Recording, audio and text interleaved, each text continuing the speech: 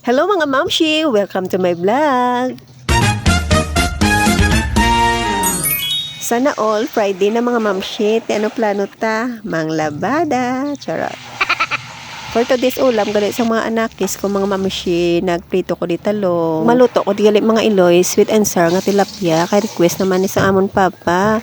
Kay kagabi, panita ni ipaluto sa akon. Kaso ambal ko siya, prituan ko lang sa anay. Kay buwas ko lang na kay para may content ang iloy. Charot!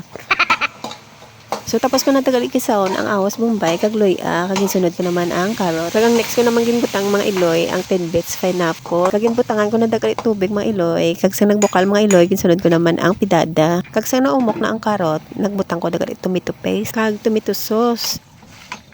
Kag nagputan ako dagali mga iloy langgaw. Kag kalamay mga iloy kay sweet and sour gani ang aton minusubong for today. Kag nagbutang ko dagali ng cornstarch kay gindon ako sa tubig. Tapos kintimpla ko na lang mali mga mamshi, nagbutang ko da black pepper, kag asin, kag ang pampasarap. So, pagkatapos ang tanan nga natimpla ko ang sauce, inlanding ko na dagali mga iloy ang naglalakihang tilapia.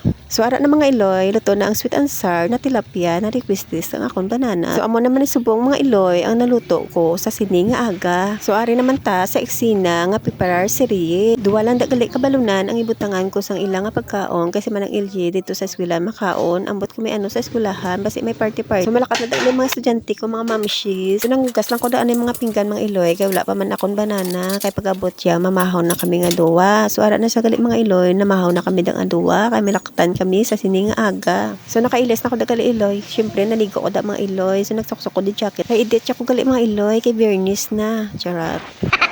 Dati ama pala kalota kami mga mamshi makadto kami sa do exam kay subong adlaw kwaon na namon og duplicate nga yabis ang amon nga single. So nakaabot na kami dagali mga iloy sa Carlota. So ara kong banana gistorya sa kalawig sa gistoryanay nila sa cashier natapos kinman pero gingutom ang mga person. So upod ko dagali si Manong Laki kas Manong Uken ginpapa sila namon. So kanami subong sang Jollibee sa Carlota mga iloy kay up and down na so diri kami sa babaw. So may lang mga iloy kay dutay lang nga pila subong. Dasig lang nakaabot amon order. Siyempre mga iloy, as usual, Jollibee bites. Hindi naman madula ang Chicken Joy. So amo na yung in-order naman mga iloy. Kay gutom na gid ang mga person. So nagkaon kami daanay. Kay mabalik pa man kami dito sa do exam. So balanon gid ang iloy, gutom-gutom na gid. So upod gali naman ang laki si Manong Uken ni Goy ni gali. Tapos nadagali kaon ang mga person. Ay siyempre kung mabalaan sa mga bata nga nagpalakarlota kami, labi na gid si Manang LG.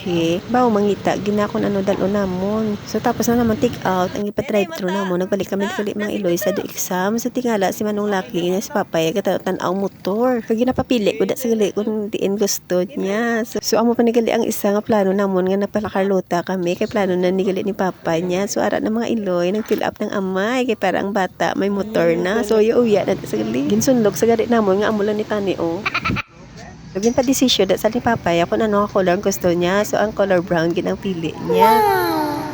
So tapos na kami dagali fill ups ni Papa niya. So siyempre ako naman da ang nagko-maker. So nantawan yung bata kung ano kalipay.